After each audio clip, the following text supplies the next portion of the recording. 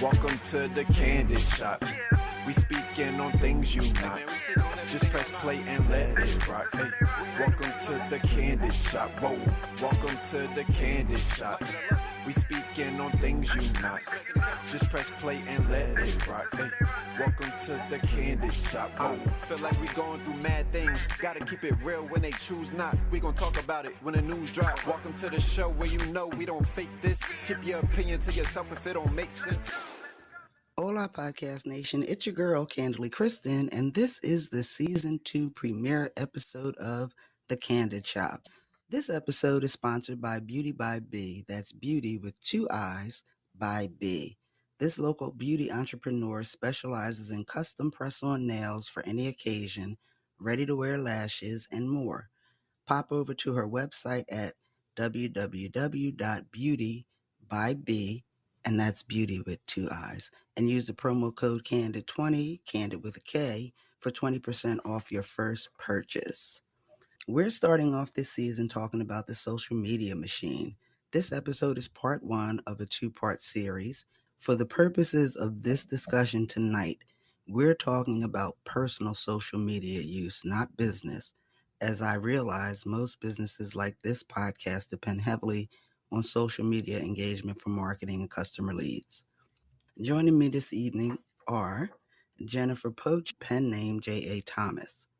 Jennifer is a software engineer and science fiction author turned clinical mental health specialist who hosts the late night podcast Unfollow. After witnessing numerous blatant industry atrocities and human rights violations afflicting the digital landscape, Jennifer left the long-standing career as a software engineer to pursue the investigation of online crime with law enforcement as a clinical crisis intervention counselor. Jennifer founded drugfree.org, that's drug-free, free with 2 3s, to advocate for public safety and human rights. #Unfollow by drugfree.org provides public safety information, empowerment tools, clinical resources for lifestyles free of online and social media addictions. Jennifer helped expose the deep network of political and special interests that influence and control the digital landscape, social media, and much of what people consume every day on the internet. Her latest book, Delete Me, DSM-7 Steps to Social Media Abstinence, strives to secure social media addiction as a formal diagnosis in the DSM. Her current research takes a lens to internet addiction and safety protocols and the evolving needs of adolescents and emerging adults in a rapidly evolving online landscape. Jennifer hopes to encourage online safety, community, and awareness to combat psychological trauma, isolation, suicide, depression, and anxiety. Our second guest is Tyronica Gibson, the founder of Parent Playground, a new app and platform which connects parents to find safe, healthy, and fun playdates to do with their kids. She is a professional peopler and holds the title Miss Live Your Best Life. She is also the founder of the women's networking group, the Virago Association, where she strives to move other women forward in their careers and businesses. Tyronica is also the host of a new podcast, Shift Happens, which is a platform for parents to discuss and listen to some of the struggles, trials, and successes other parents have had with their children. So I'd like to welcome both of you, Tyronica and Jennifer, to the Kandid Shop podcast. Welcome, welcome, welcome. Yay! I wanted to lead off the second season of this show with this episode because I have a 15-year-old granddaughter and a 5-year-old grandson who both are super immersed in social media, the internet, all of that. And I'm finding that there are addictions and things associated with heavy social media use that I'm not sure that people are aware of. So really quick, I just want to throw out some quick stats and then we're going to get into the conversation. 7 out of 10 Americans, 69%, use social media sites such as Facebook, Instagram, Twitter, LinkedIn, and Pinterest. And that's up from 26% in 2008. That's a huge number. So I want to throw a question to both of our guests, Tyronica and Jennifer. Do you believe that social media is, in terms of personal use, a pro or a con, a positive or a negative, in your personal opinion? And either one of you can answer. In my personal opinion, when it comes to personal use, I do feel like it is more of a con versus a pro. It gives And you who's the talking? illusion. This is Tyronica? Oh yeah, this is Tyronica talking. Okay, hey. So I do believe, even though it has its pros, don't get me wrong, but I believe it's more of a con because it gives you the illusion that you're actually closer to people that you're not. Okay. And I think that we all start to get so comfortable being in our little bubbles, and we feel like FaceTime is accessible, and oh, I can just leave you a comment, or if a big announcement happens in someone's life, you can just like it on Facebook or on Instagram. And it makes you feel like you're a part of that experience when really you're not at all. And I think it's a false sense of connection, really.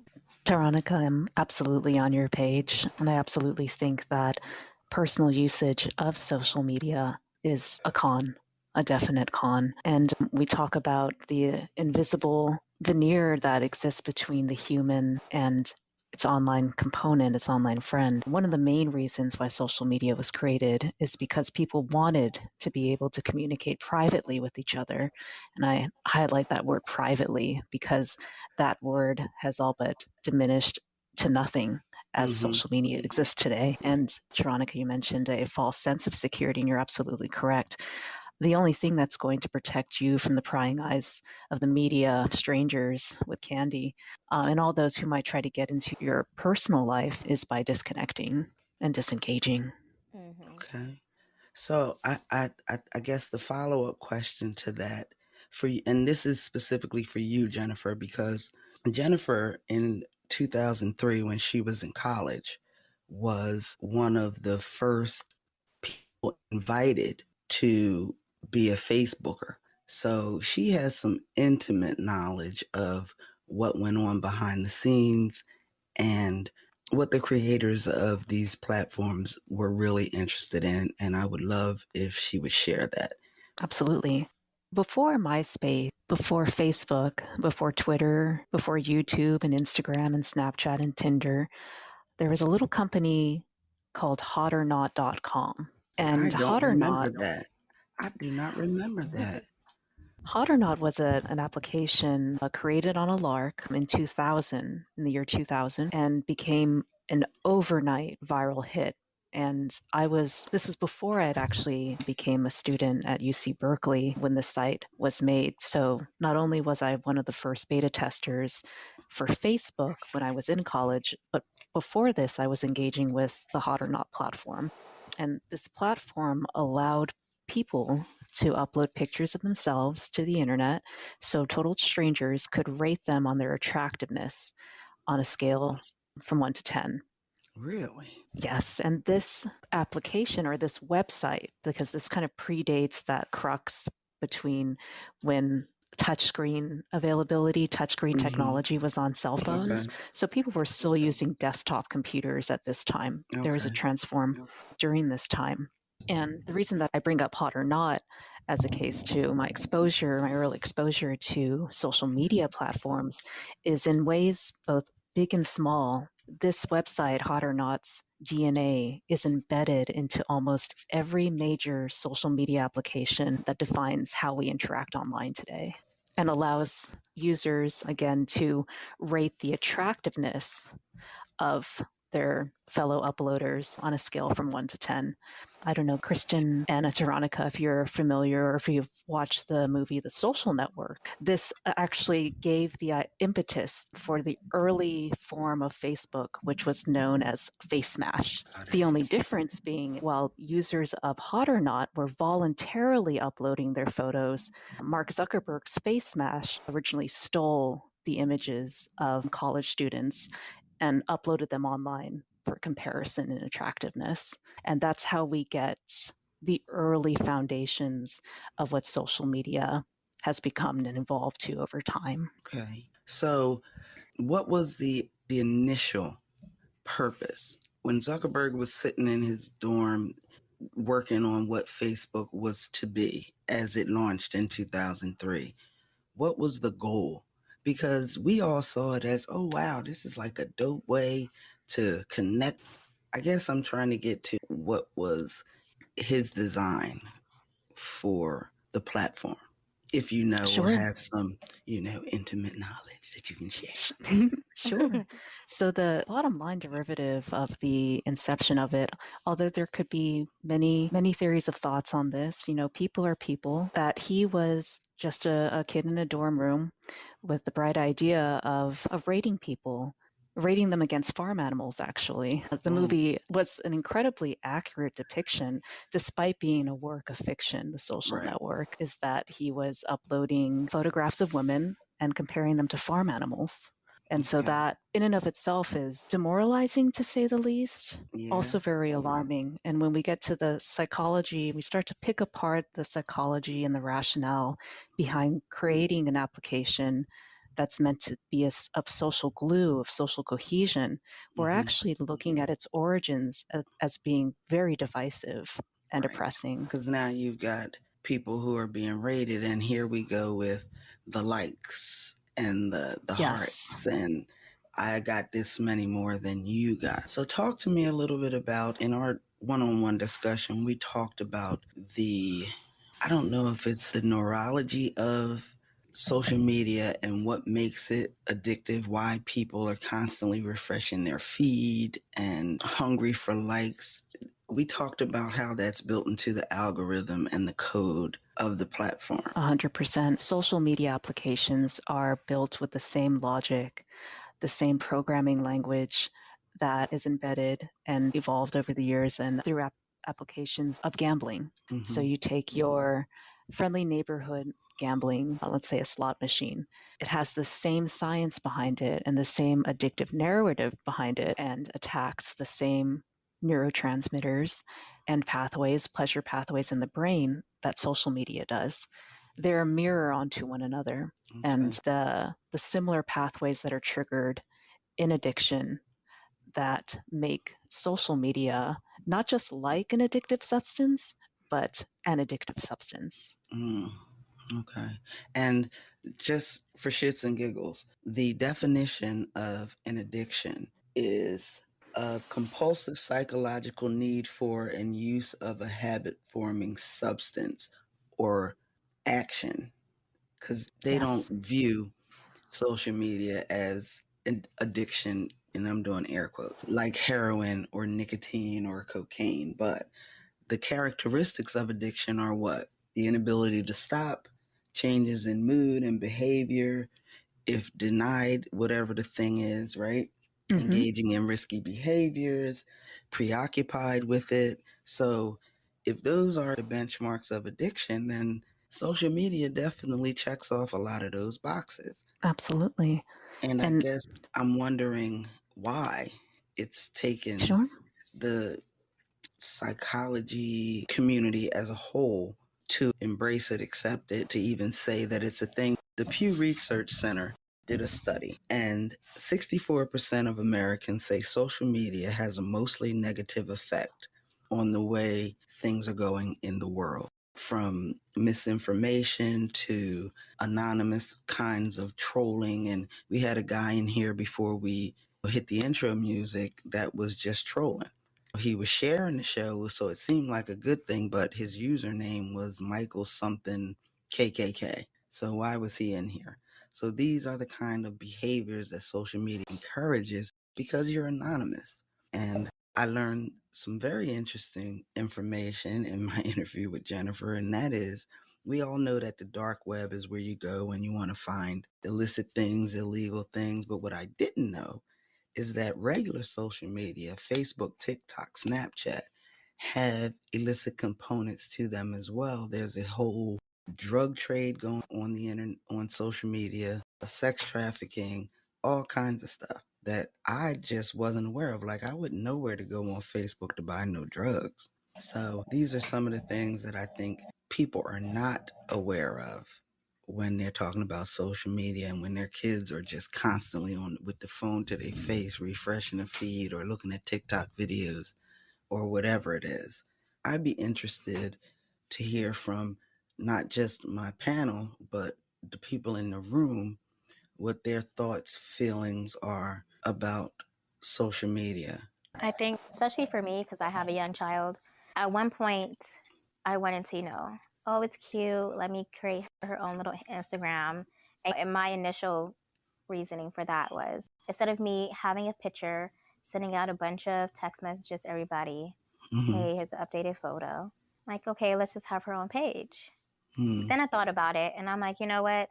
That can probably attract, pedophiles, because I don't know who's looking at her page and for what reason, what they're doing with these photos. Because at this point, now that I'm putting on the internet, that's public domain, so it's no longer my personal property. And then I also have a personal quiff when it comes to people having like a private profile. That's just something I really just do not understand on a public platform.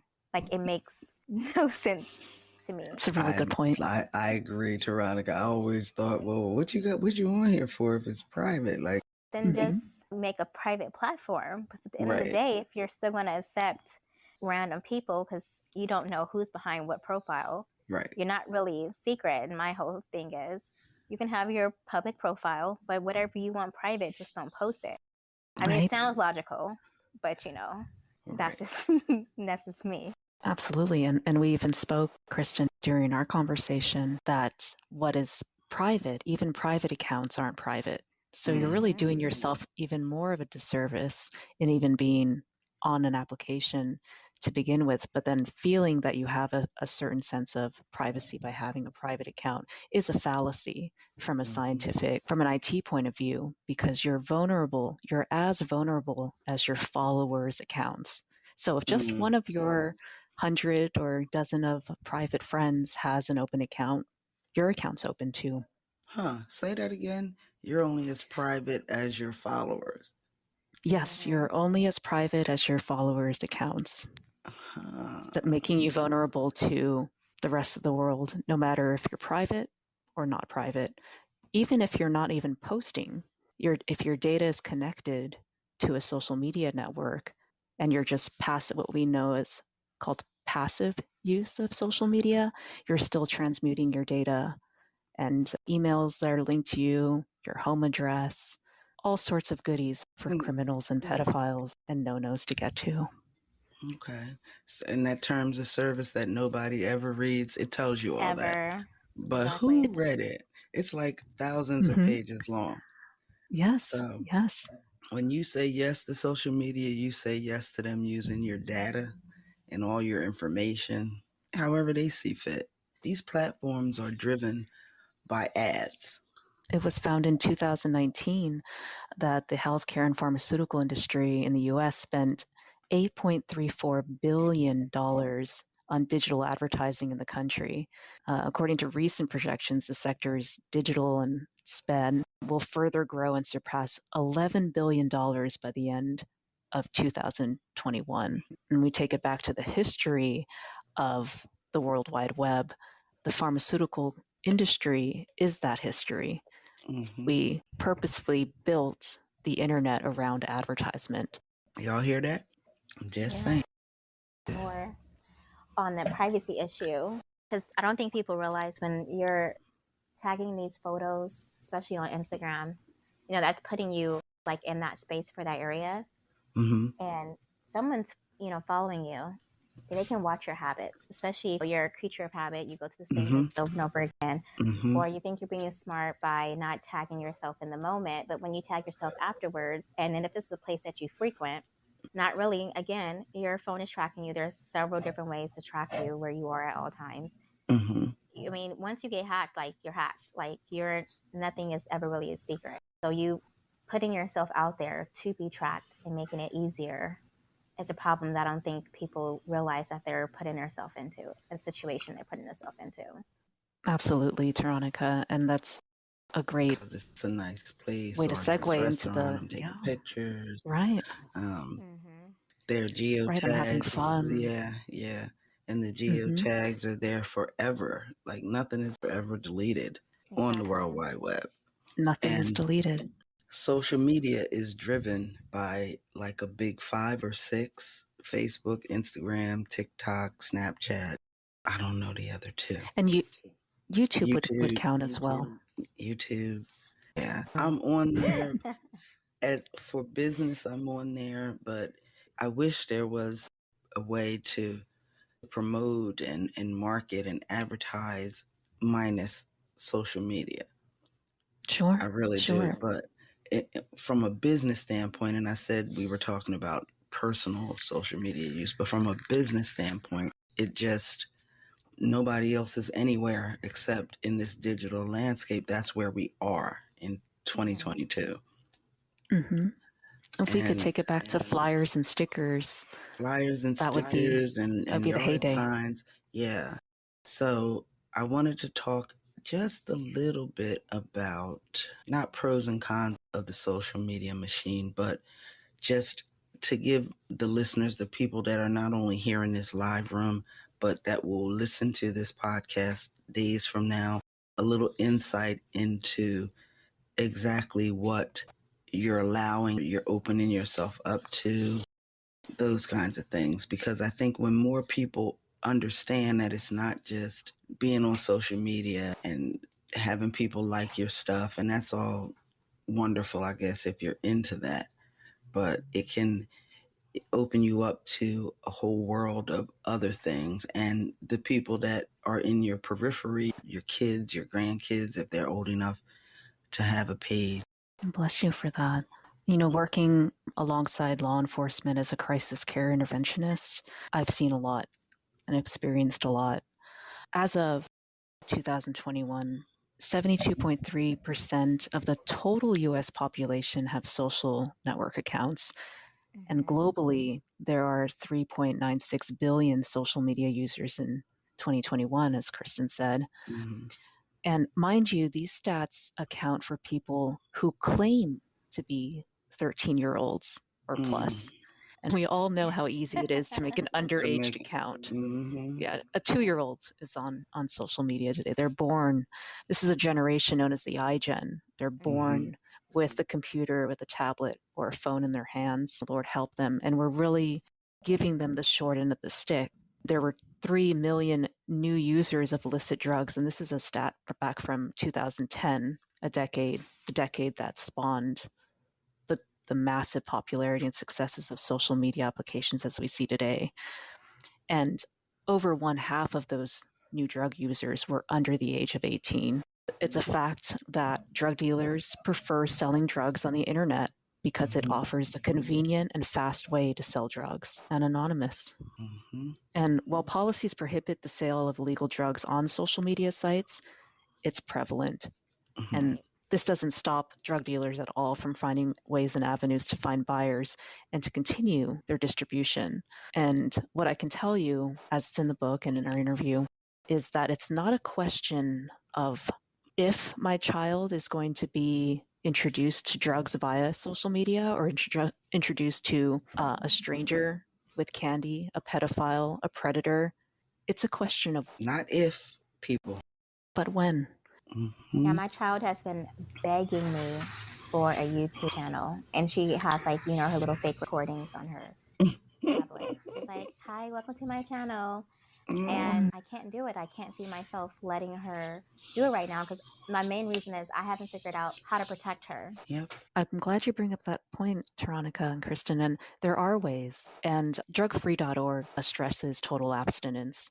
And it's actually a controversial approach because we hear from all these schools of thoughts, and therapists alike will say, limit the screen time. But when we start to view social media as the addictive substance that it is, just as addictive as heroin, just as addictive as alcohol, we start to see the reasons why not let my child use heroin? Why not let my 15-year-old who's getting into football stay away from performance-enhancing drugs that are highly addictive as well? Why let my child, my loved one, my family or friend use an addictive substance? We have to start asking the questions, why not? Not why do we continue to use it? Why not? So is there a safe way for us, our children, our loved ones, even our seniors, because they're vulnerable? We're talking about kids, but the other end of that spectrum is seniors and people 65 or older that are easy prey for predators on the internet in terms of money scams and stuff like that. Is there a way for them to stay connected Yes, and use social absolutely. media safely? Absolutely. Okay, so that question is like a double-edged sword. Mm-hmm. If you do anything on social media, you are exposed. There is Mm-hmm. no safe way. Now, there's a cautious way, Mm-hmm. there's a mindful way to use it, less exposed, but that again, once you're exposed, Mm-hmm. so you can do less, but you've already crossed that threshold of being accessible. Mm-hmm. So now you just have to be a little bit more proactive on the back end to Mm-hmm. protect yourself when something does happen or tries to happen. Absolutely. And we do have to take into account that, like Tyronica said earlier, that everything's permanent. It's even permanent once it's deleted. Mm-hmm. And we just had a case study not just 2 days ago where a 15-year-old threatened his high school mates in a shooting. And the case had been taken very seriously. So he had made a threatening post. Now, while I have to keep the parameters around the case private, what it gets me to thinking from a clinical standpoint is anyone can make a post, a threat that is deemed threatening to others when it's in public domain. Right. And these are children that we're speaking of. What the children don't realize, or this goes for adults as well, avid medias of social media, is that what they post is permanent, and what they don't necessarily find violating or threatening to others may be classified as violating and threatening towards others based on the context of the situation. So what has very well damaged this young man's life in terms of he's probably never going to be able to get a normal job. He won't be able to live a normal life because of one post that he made on social media. Right. And I just want to let that sink in for a little bit. Mm-hmm. Is that one thing that you said on social media? I mean, sure, there's things that I've posted before that have offended people, like a funny animal video. Perhaps that animal was being treated a little roughly, and then PETA could come back years later and say that photo of that cat in the bath, that was wrong. So depending on what lens anyone around the globe will take on a post, Right. that could have severe repercussions for a young life. Yes. That will follow them and haunt them into the rest of their lives. You asked Kristen about ways that we can deter from this. And there are measures, and we speak about them in Delete Me to an extensive. But one of the methodologies is to keep it simple. One of the core methodologies is to keep it simple. Know who you know, text who you know, communicate with the people around you that you know and trust. And it starts with disconnecting from social media networks, because the term social media in and of itself is misleading. It's not created for community or socialization. It's created for advertisement. Okay. And I know we're not taking a business perspective about this. It's created for advertisements. It's a business for businesses. That's what it is. And it was originally created as, as a side note, as a business to rate people based on their attractiveness. So you have that psychological underpinning to it. But this methodology of keeping it safe, so we can think about in, let's say, the 1970s or a time before smartphones, could even be the early 90s, is that we were writing notes to each other. Those little love letters with the pull down flaps, and you can doodle your friend's name. Yeah, do you like me? Yes or no? We can write notes, but if we want to keep that kind of cohesion and that safety net with our loved ones and our kids and adolescents, text messaging, only text where you know. And when you can trust the 15-year-old to only text, on T-Mobile had this great software when they were back in the Sidekick days, where you could only text your top 5 people, the people you know and love. And this text messaging, once the child has mastered texting yourself, mom and dad, cousin Devontae, once that child has mastered texting in their trusted circle, introduce them with an application to their liking that has no form of social media attached to it.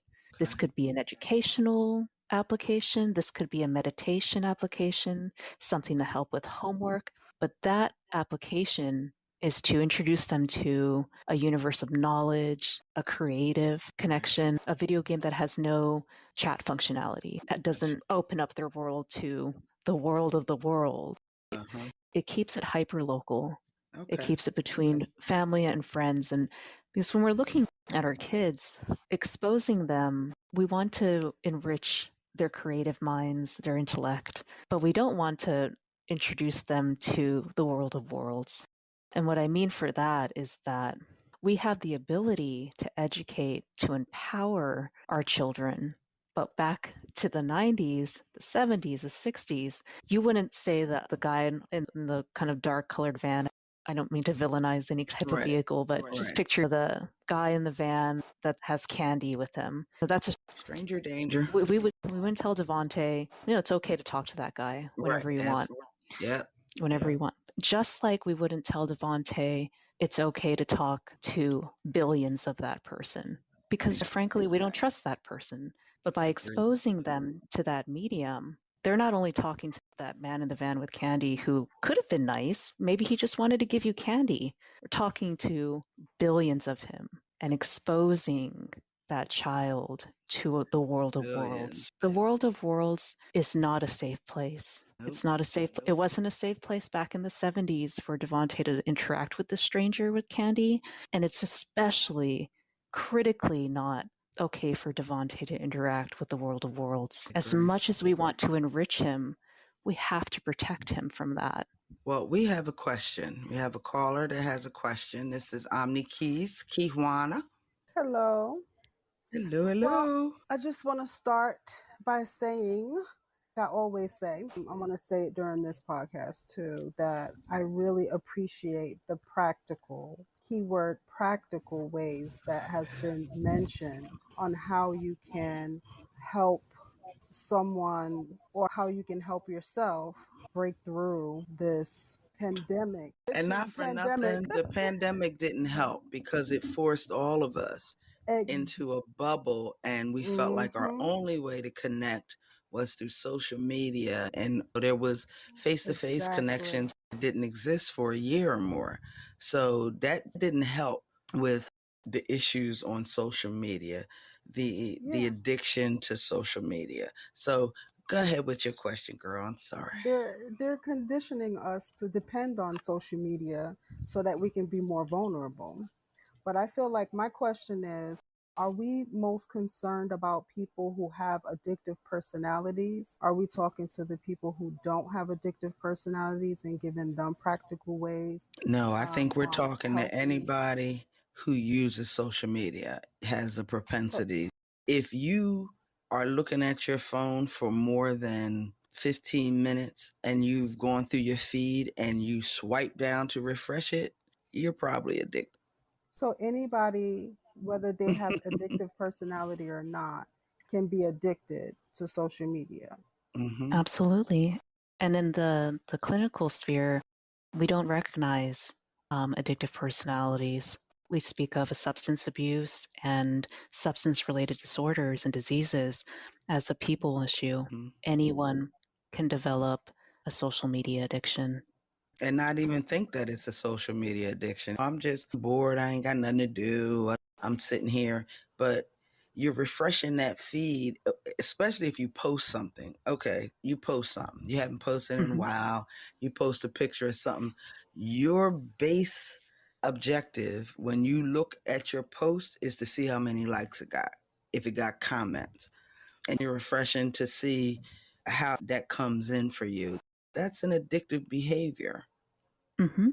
And the refreshing process, as we spoke about, Kristen, is the same programmatic process of pulling the lever on a slot machine. Mm-hmm. It's actually the same developmental code that goes into that and affects the same neurotransmitters. And these endless toxic cognitive cycles are called in neuroscience neural loops. And these neural loops activate the pleasure pathway in the human brain, where dopamine receptors transmit the same neural pathways that are activated during cocaine and heroin use. And just because it's an electronic substance doesn't make it any less potent or destructive. Absolutely. And the highers get high and the lowers get low. Yep. that there's sex trafficking and drug trafficking on social media, and it blows my mind how when we are out here trying to release positive or truthful information to the community, how we can get shut down for bullying just because somebody disagrees or can't handle the truth. But you have on YouTube all these video people vlogging lingerie hauls. And to me, that seems a little bit like sex trafficking, and we don't know if they're voluntarily doing it or not. That's me just going being a conspiracist, but right. No, you're not. There's real sex trafficking going on right under your nose. Because I was dumbfounded. Because you think about that stuff in dark web context, not regular social media. This is just regular Facebook, Snapchat especially. Yeah. Snapchat is grooming more young men and women than any other application out there. Snapchat and maybe TikTok is second. It's a problem. And when you're talking about underprivileged and underrepresented communities, it don't take much for somebody to say, listen, I can give you this much money and cash app it to them just to prove that they for real. And now you got a fish on a hook, and you're going to groom and never even having met that person, but you're giving them something that they don't get in their ordinary life. They're underprivileged, they're underserved, they're a minority population. They're vulnerable. That's the word. And cases of child grooming on Instagram alone tripled in 2019 as more kids rely on social media for play and pastime more than ever now due to the pandemic and hybrid online education. And this can happen earlier than you think. And it only takes one interception, one private message to your child. We've had cases of 4, 5-year-old, 6-year-old girls and boys being trafficked.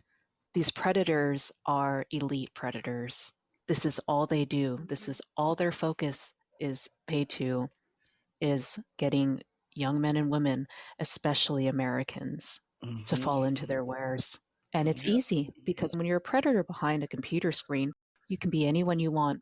And even if that predator were to reveal him or herself to the child is vulnerable. The child doesn't know better than to trust a friend, a 50-year-old man disguised as a 14-year-old cheerleader, a girl, right?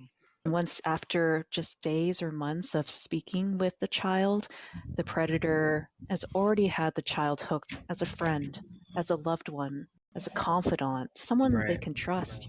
They may or may not come from a home that has love or has time for them in the way that they feel that they need to be cared for. But this stranger knows everything about them. And so when it comes down to choosing, am I going to fly to Florida to be with this stranger, or am I going to stay at home with mom where we're living paycheck to paycheck? I didn't get that Xbox. This stranger is going to pay for all my games and he's going to fly me out there where there's warmer weather. The child will 90% of the time pick this predator. And that doesn't scare you into not using social media. I just don't know what. It is scary. You know, they even talking about drug trafficking, you know that they even have YouTube videos and video clips and stuff on vlogging themselves smoking weed and doing shrooms, and you just follow them and how their reaction to the shrooms and all of this stuff, and they make it look so appealing and so normal. And they're doing these vlogs over and over again, and no one's shutting them down. Because they're not technically doing anything illegal. You know what I mean? It's freedom of speech. They're right in that box of what's legal to say or do. You're free to say whatever you want. So here we are. Facebook, IG, and Snapchat are all owned by one entity, correct? Oh, it's Facebook and Instagram now go under the same umbrella called Meta. And TikTok and Snapchat are both independent, yes. Okay. We bring up that it can happen to anyone. And on the topic of challenge games, deadly, dangerous challenge games that have been around since the dawn of social media, since prior to social media, but an 11-year-old girl in Philadelphia died of an accidental death after attempting the blackout game. And she was alone in her room when she was found. This was just last week.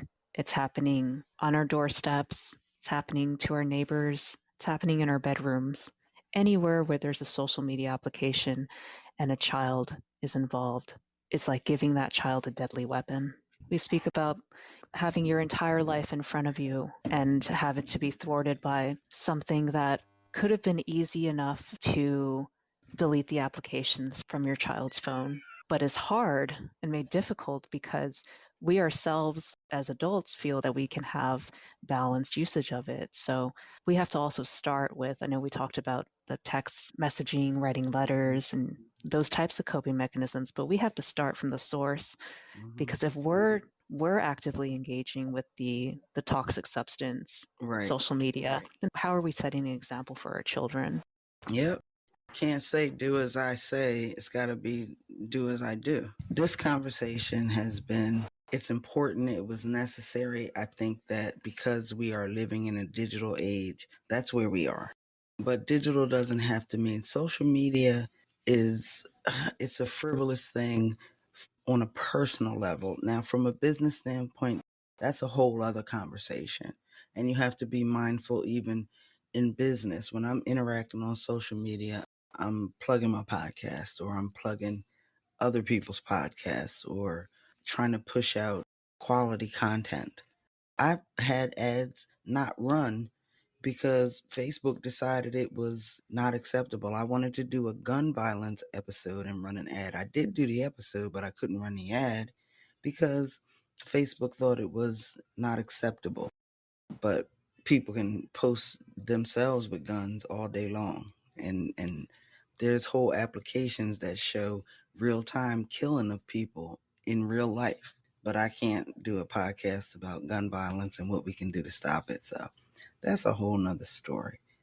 But we are coming up to almost the end of our hour. And the reason why I'm keeping it tight to the hour is because this podcast is now aired on Block 105 radio, internet radio, and I only have an hour slot there. So if I go over an hour here, some of it gets cut off, and I don't want that because I think it's important, and I want the whole entire episode to be heard, not just by the people in this room, but when it goes over to the radio station and up on the podcast platform. So I'm trying to keep it to this little hour, which is not always easy because it's a topic that deserves so much more.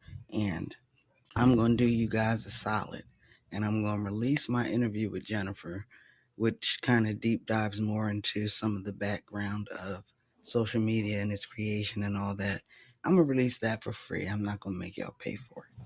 But any other bonus episodes, y'all going to have to pay for. You're going to have to subscribe to the premium feed and pay for it. Before we go, I just like some last thoughts from Tyronica and Jennifer, briefly, just about what you would like to tell people about social media and what they should or should not be doing when them or their loved ones are on these applications. And Tyronica, you can go first. So I definitely want to touch on everyone just being safe, not posting your location as you're there. Don't post places you frequent. Posting your children. Jesus. So if you know that, if you have your location where you live on your Facebook profile or somewhere else on the web, which can be easily Google search, and you're posting a location that obviously it's unique to that area, don't trap yourself into someone just being able to track you there and then essentially probably follow you home. Right. So just being safe, staying private, share what you need to share. You don't need to show off your entire life. Right. Thank you. That's my advice. Thank you. Thank you so much for that. And thank you for being here. And Jennifer, your last thought? Thank you, Tyronica. And thank you, Kristen. And again, visit drugfree.org for more statistical data, also releases of Delete Me, 7 Steps to Social Media Abstinence. I just want to reiterate that whatever you post on social media has direct implications on not only your psychological well-being and your mental well-being, but also your physical well-being, as Tyronica mentioned, privacy. I wanted your listeners to know that you are so much more than your selfie. And in an age when we want to be successful. We want our friends and families to thrive against unprecedented forces. We want to empower one another. Know that you're so much more than that picture to be rated, to be commented upon and chastised or whatnot, or to be praised. You're more than that image. You're a person, a whole person. And again, I wanted to thank you and offer my gratitude. It's my honor. It always is, Kristen, to have these conversations with you and your listeners. And it really is, it means a lot to me. Well, thank you. I appreciate you coming on. I'm so glad you were able to come on. Tyronica, thank you so much for coming on. But before we go, I would like to just plug something. A friend of mine, a social media friend who became a friend in real life, children's book called Milton the Friendly Whale Shark has a treasure hunt adventure. If you are in the Philadelphia, South Jersey, New Jersey, Delaware area on Saturday, this Saturday the 15th, she is having a book signing at the Hullabaloo Gallery at 1009 Cotman Avenue in Philly between the hours of 1 and 4 p.m.